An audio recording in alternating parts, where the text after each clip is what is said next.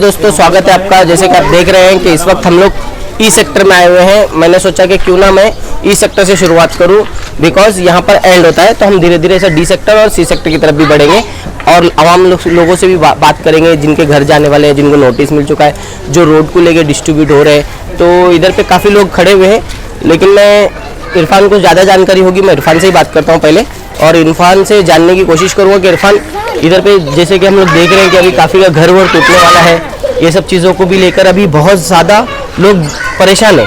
और DP plan के मुताबिक जो प्लान आया था उसके बाद फिर प्लान चेंज हुआ, उसके बाद कहीं ज़्यादा लोग काफ़ी परेशान है क्योंकि पीछे फॉरेस्ट की जगह थी और जो रोड पे हम लोग खड़े हैं ये एक रोड था जो हम लोग बचपन से सुनते आ रहे थे कि ये बनेगा, फ्यूचर में बड़ा रोड होगा, ट्रॉम्बे से कनेक्ट होगा, बस यहाँ से जाएगी, ट्रेन ऑटो यहाँ से जाएगी, लोग यहाँ से सफ़र कर पाएंगे मानपुर तक। तो ऐसा हम लोग का माइंड जो बचपन से एक सेटअप था, मगर अभी करेंटली में एक नया डीपी आया, डीपी आने के बाद काफ़ी परेशानी लोगों को हो गई है क्योंकि अब जो जा रहा है वो इस तरफ जा रहा है घर। तो आप इधर पे खड़े हुए थे तो मैंने सोचा क्यों ना आपसे बात कर ली जाए। काफ़ी लोगों ने भी हमसे कहा कि यहाँ पर ये प्रॉब्लम है जो फेस करने वाले हैं फ्यूचर में, क्योंकि अब नोटिस गिरना तो चालू नहीं हुआ, मगर अभी जो भी है ये चीज़ होना। क्या जानकारी रखते हैं इसके बारे में, क्या आवाम का होने वाला है, कुछ आइडिया है तो आप हमें ज़रूर शेयर कीजिए। अस्सलाम वालेकुम। पहली बात तो मैं बोलूँगा इसके बारे में मुझे ज़्यादा तो मालूम नहीं है, लेकिन थोड़ी बहुत बात मालूम है तो मैं आपको बता देता हूँ। जो डीपी प्लान है जो आने वाला था वो 120 फीट का था। उसके बाद ये 120 फीट का लो महाराष्ट्र से लेके ये आर लाइन तक 120 फीट है। उसके बाद में बोला जा रहा है कि 60 फीट या 90 फीट आएगा। तो मेरा बोलने का मतलब 60 फीट जो था ये रोड के ऊपर से लेना चाहिए। आपने ये ना, मैं आपको बता दूँ, ये दहशत बोलने डर का बिजनेस बनाया जा रहा है यहाँ, लोगों को है ना डराया जा रहा है, उससे ज़्यादा कुछ काम नहीं किया जा रहा है यहाँ पे।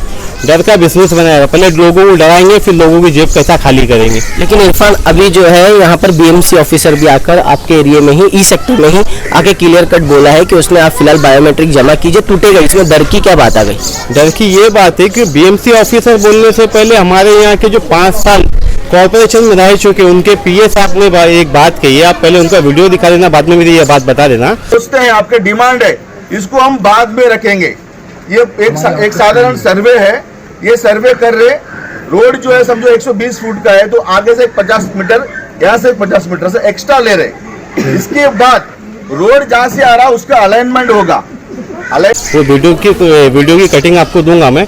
उन्होंने क्या कहा है, जो 120 फीट का जो रोड है, 120 फीट का रोड है, वो ये साइड से 50 मीटर, यानी रोड को छोड़ के 50 मीटर लिया जाएगा, ये साइड से 50 मीटर लिया जाएगा। 50 मीटर का मतलब आप जानते हो, 50 मीटर का मतलब करीबन 160 फीट होता है। यानी जब 120 फीट का रोड है और आगे 60 फीट का रोड है तो उसके आगे 160 क्यों लेना है? फिर आप यहाँ पे क्या मेरे हिसाब से मिनी एयरपोर्ट बनाना चाहते हो कि जॉगिंग पार्क बनाना चाहते हो? ये सिर्फ लोगों को डराने का काम किया जा रहा है क्योंकि बीएमसी के लोग बीएमसी का सर्वे कर रहे हैं। अभी तक डीपी का सर्वे नहीं आया, डीपी का लैंडमार्क नहीं आया इसके ऊपर। 160 320 फीट हो रहा है, 320 फीट ये और 120 फीट ये, यानी 440 फीट का रोड, यानी 440 फीट की जगह क्यों लेंगे? क्योंकि आपको मालूम है अपना फ्रीवे जो बना है उसके बाजू से चिटका के उनको जितनी जगह चाहिए थी उतनी लिए, उन्होंने 50 मीटर आगे लेके नहीं गए। ये लोगों को सिर्फ डराने का काम किया जा रहा है। ये जो है ना लैंडमार्क खाली मार्क दे रहे, इसके बाद में ये अपना बिजनेस चालू करेंगे, ठीक है। उसके बाद में उनको तो शायद मेरे हिसाब से 5 साल कॉर्पोरेशन में निकाल लिए, पीए बन के निकाले उन्होंने कॉर्पोरेटर के, जब भी आते हैं मैं पीए बोलते। उनको ये नहीं मालूम क्या उसका जो सर्वे है वो किसके पास में है। मैं ये भी वीडियो आपको दूंगा, इससे पहले ये दिखा नहीं है, वो सेल एग्रीमेंट में लिया है, ओनर का वो ट्रांसफर नहीं किया है, बढ़ोतरी है या उसको क्या मिलेगा, या कलेक्टर का लैंड में है, बहुत सारे लोग कलेक्टर लैंड में है, कलेक्टर का बुक नहीं है, या ऐसे में मुझे क्या रूम मिलेगा नहीं मिलेगा, लोगों को तो आसानी से समझ में आएगा। उन्होंने कहा क्या जो ये लैंड जो है ये कलेक्टर लैंड है, ठीक है, ये कलेक्टर लैंड है, वो कलेक्टर की पासबुक बनेगी। जबकि हुसैन दा मैं आपको बता दूं क्या यहाँ पे कलेक्टर का सर्वे नहीं हुआ, यहाँ पे बीएमसी का सर्वे हुआ। और जो लोगों के पास में यहाँ सर्वे पाती है वो बीएमसी की सर्वे पाती है, और जो लोगों के पास में यहाँ पे फोटो पास है वो बीएमसी का फोटो पास है। और आप यहाँ पे खड़े रह के चिल्ला के उस दिन बोले क्या जो भी रहेगा बोले कलेक्टर का पासबुक रहेगा, तो लोग कलेक्टर के पास भागेंगे। अब जिनको मालूमात थी उनके पास में पेपर है, वो पेपर में कलेक्टर के पास जाएंगे तो कलेक्टर बोलेंगे हमारे पास में है ही नहीं, क्योंकि उनके पूरे रिकॉर्ड बीएमसी में, जब ये बीएमसी के नगर सेवक के पिए थे तो उनको ये बात नहीं मालूम कि चीज बीएमसी के अंदर होगी। ये 50 मीटर लेने का मतलब है सिर्फ लोगों को डराना, जिनके पेपर कम रहेंगे तो ये अपना बिजनेस खोलेंगे, डराएंगे, फिर बाद में बोलेंगे हम तुम्हारा मार्किंग से थोड़ा इधर कर लेते उधर कर लेते, तुम इतना दो उतना दो, ये बात आगे होगी। तो मैं लोगों को ये बोलना चाहता हूँ, जो म्यूनसिपालिटी के ऑफिसर लोग, जो बीएमसी ऑफिसर लोग जो डॉक्यूमेंट्स मांग रहे हैं वो दो, ये डराने का काम है। जितनी उनको जगह चाहिए 120 फीट तो 120 फीट ही लेंगे, उससे ज़्यादा बिल्कुल नहीं लेंगे। अगर 120 फीट के लैंडमार्क पे आपका आधा घर या पाव घर आता है तो उसको काटेंगे वो लोग पूरा करके, उससे आगे जाने वाले नहीं है। ये तो वो घर पूरा जाएगा, वो घर पूरा जाएगा, उसको रोक नहीं सकते। और डीपी प्लान को अब बहुत से लोग बोल रहे हैं कि डीपी प्लान है उसका डॉक्यूमेंट जमा मत करो, डॉक्यूमेंट्स मत दो, तो ये तुम्हारा नुकसान करने के चक्कर में, अगर आप हुसैन भाई अगर आप डॉक्यूमेंट्स नहीं दोगे तो बीएमसी के रिकॉर्ड में कैसा पता चलेगा ये घर किसका है? तो डीपी तो रुकने वाली नहीं है, डीपी तो आएगी। तो मैं पब्लिक से ये बोलूँगा जो भी डॉक्यूमेंट्स देना है वो जाके बीएमसी ऑफिसरों को दो, के बजाय के यहाँ के लोकलों को दे के उनकी बात मत सुनो, ये अपना बिजनेस चला रहे। कोई 5 साल में एक बार दिखता है, आता है, चोरी छुपके बुलाता है, 4 पब्लिक को बोलता है कि भाई मैं तुम्हारा घर बचा लूँ, वो अपना घर नहीं बचा पाएगा। बस पब्लिक के ऊपर कंधे पे बंदूक रख के वो पब्लिक को बुला के उनसे क्या खेलना खेल लेंगे, वो अपना घर बचाने के चक्कर में पब्लिक का घर नुकसान न करे। आपको मालूम है कि आज से 2 साल पहले की जो डीपी थी वो करबला मैदान के अंदर से आ रही थी, जो टॉयलेट को लेते हुए। ये डीपी को आज से है ना साल भर पहले चेंज किया गया, उसका हल्का सी रोड जो है ना उसको थोड़ा टेढ़ा किया, डीपी टेढ़ा किया गया। डीपी को जो है ना रोक नहीं सकते, लेकिन डीपी का रूप बदल सकते हैं, ये मिनिस्टर लेवल का काम है। तो मिनिस्टर लेवल वाले लोग जो है इसको कर सकते हैं। और बहुत से लोग बोले हमको यहाँ फेंकेगा वहाँ फेंकेगा, तो मैं एक बात बता देता हूँ, जिसकी महारत जिसमें वो काम करेगा, बराबर है। अगर कोई भाजी बेचने वाला है तो उसको मालूम कि भाजी कौन सी अच्छी कौन सी बासी है, ठीक है। उसी तरह जो बीएमसी का काम करने वाले हमको देखना चाहिए कि हमारे मोहल्ले में हमारा रहनुमा कौन है, किसको माड़ा के अंदर सबसे ज़्यादा नॉलेज है, किसको एसआरए के अंदर सबसे ज़्यादा नॉलेज है, जो हमको यहाँ पे रोक सकता है। तो पब्लिक को एक साथ मिलके एक ही के पीछे जाना चाहिए, बजाय 10 के पीछे जाने से अच्छा। नहीं तो बीएमसी ऑफिसर के पास में जाओ, ये हमारा जो प्लान है, जो घर जो दिला सकते हैं और जो बचा सकते हो, मिनिस्टर के हाथ में है और हमारे एमपी के हाथ में है, चाहे वो कोई भी। तो उनसे खास में कौन है, और वो माड़ा के और एसआरए की नॉलेज किसको है सबसे ज़्यादा, तो वो आदमी को पकड़े जो हमें यहीं पे हमारा घर दे, हमें बाहर ना उठा के फेंके, तो वो कर सकते हैं वो लोग। नहीं, शब्बीर भाई ने तो लास्ट वीडियो में हमसे जब बात की थी तो उन्होंने वादा किया है कि मैं पूरी कोशिश करूंगा कि जो चीता कैम्प के लोगों का घर जाएगा उनको चीता कैम्प में कहीं सेटल करने की पूरी वो कोशिश करेंगे। तो उस मुहिम में आप भी जुड़ेंगे हमें लगता है? इंशाल्लाह, क्यों ना, अगर लोगों का फायदा होगा तो हम जुड़ेंगे। मैं आपको वही चीज़ बोल रहा हूँ जो चीज़ की जिसको नॉलेज नहीं। अब तुमको मैं बता दूँ, जो तीसरा तुम वीडियो डालोगे जो नगर सेवक थे उसको खुद को नहीं मालूम कि यहाँ की पासबुक किसके पास में। तो 5 साल क्या किए भाई लोग ने, कचरे के डब्बे का हिसाब नहीं है उनके पास में।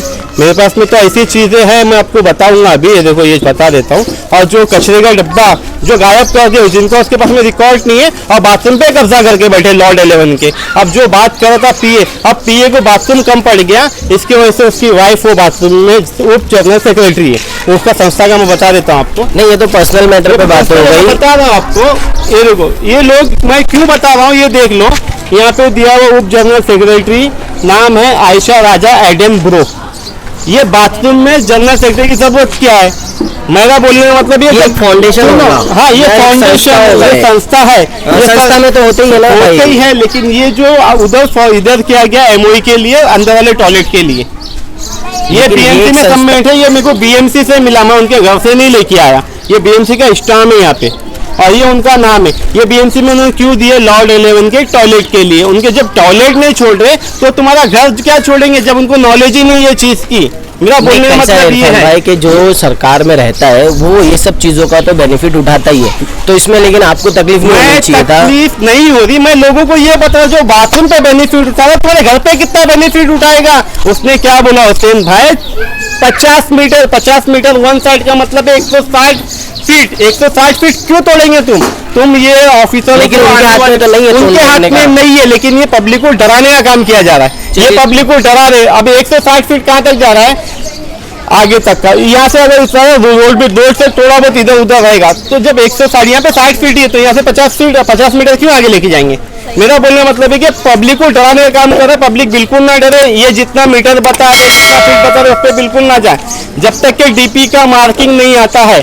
डीपी के मार्किंग के हिसाब से ये तुम्हारा डॉक्यूमेंट्स ही लेंगे और डीपी के मार्किंग के हिसाब से वो घर वालों को नोटिस देंगे। सबको नोटिस नहीं देने वाले, सबका तो लोग बायोमेट्रिक लेंगे, तुम्हारा बिजली का बिल लेंगे, तुम्हारा अपना इलेक्शन आईडी का प्रूफ लेंगे कि तुम यहाँ पे रहने वाले घर के ऑनर हो बोल के। लेकिन उनको जितना चाहिए उतना, जितने से पहले ये क्या करेंगे कि तुमको बोलेंगे अरे मैं रोड था उधर खसाने की कोशिश करता हूँ, तुम्हारा घर बचा लूंगा, ये वोटिंग भी नजदीक। ये सब है ना वोटिंग का खेल और अपनी जेब गर्म करने का खेल है। मेरी बात को समझ लो अच्छी तरीके से, मेरा ये बताने का मकसद ही वो है। क्या ये जब टॉयलेट को नहीं छोड़ सकते तुम्हारे घर को क्या छोड़ेंगे, तो इनका पीछे छोड़ो। ये खाली झूठ बोलने का काम करते। अगर मैं झूठा हूँ और यहाँ खड़ा हूँ तो मैं इनकी पूरी टीम को यहाँ तुम्हारे सामने चैलेंज करता हूँ कि तुम्हारे चैनल के माध्यम से लाइव डिबेट मेरे अकेले के साथ करो, जितने आते आ जाओ, मेरी जो बातें हैं उसका जवाब दो। अगर ये सच्चे है तो जवाब देंगे, झूठे है तो नहीं आएंगे मेरे सामने। समझ में आया? ठीक है, शुक्रिया।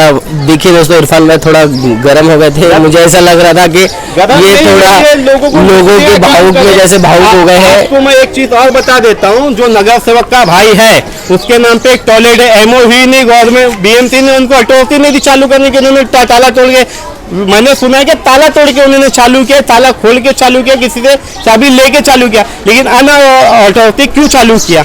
मैं एक और बात बता देता हूँ कि शुक्रिया बोलूँगा उन लेडीज़ों का जो वार्ड ऑफिस में और अपने इधर चौकी में जाके खड़े रहे। काजल ज्वेलर्स आपका जो है उसके पीछे के लोगों के पास आप जाइए, पूछे उन्हें, तो इन्होंने सीधा एफआईआर करने की धमकी दे दिया। इनको हमने नौकर बना के लाया, ये मालिक बन के बैठे। उन्होंने बोले तू एफआईआर कर, कहाँ लेके आता लेके 10 बार बेचारे औरत लोग धूप में मालूम वार्ड में गए। शुक्रिया अदा करूंगा वार्ड ऑफिसर उबाले साहब का और खान साहब जो एईए मेंटेनेंस है उसका, कि वो औरतों की उन्होंने मान रखा, उनकी इज्जत देखी, उनकी तकलीफ सुनी और वो चीज को बंद किया। वो कब्जा करने के चक्कर में समाज कल्याण केंद्र के नाम पे उन्होंने वो चीज को रोका, थोड़ा डिले किया और वो लोगों ने क्या कहा, ये इलेक्शन के बाद में आपको क्या बनाना बनो, उससे पहले नहीं बनाने का। उनको समझ में आ गया कब्जा करा। इसी चीज पे बोलूंगा आपको, क्या अपना लाइब्रेरी बनाने जा रहे तो के सेक्टर के लोगों को भी बोलूंगा कि भाई सुबह जो देख लो, क्या यहाँ के लोगों से आके मिलो, काजल ज्वेलर्स के पास के लोगों से मिलो, उनके ऊपर क्या तकलीफ हुई है, उनको कैसी गाली दी गई, उनको एफआईआर करने की धमकी दी गई है।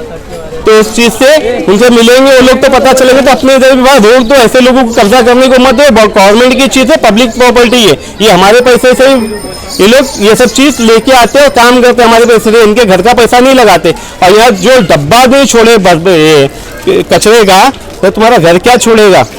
मेरा बोलने मतलब है। शुक्रिया, काफी लंबा हो गया वीडियो। तो मैं आप तमाम लोगों से कहना चाहूँगा कि अब हम और भी लोगों से मिलेंगे, डी सेक्टर की तरफ भी जाएंगे और सी सेक्टर की तरफ भी जाएंगे, और हमारे तमाम जितने भी चीता के में जो रहनुमा है काफ़ी लोगों के, और काफ़ी बार उन्होंने बड़े होकर आए हैं सामने हर बार किसी ना किसी की मदद करने के लिए, तो उनसे भी मिलेंगे और राजा भाई से भी ज़रूर मिलेंगे और नगर सेवक से भी हम ज़रूर मिलेंगे इंशाल्लाह। और उनसे मिलने के बाद ये डीपी के ऊपर क्या काम चालू है, कैसे होगा, क्यों लोग डरे हुए हैं, आज लोग घर की कीमत घटते जा रही है और बेचने की कोशिश की जा रही है घर को, तो ये सब चीज़ में क्या चेंजेस आएंगे, हम तमाम लोगों से मिलेंगे और बात करने की कोशिश करेंगे। शुक्रिया दोस्तों मेरे साथ जुड़ने के लिए।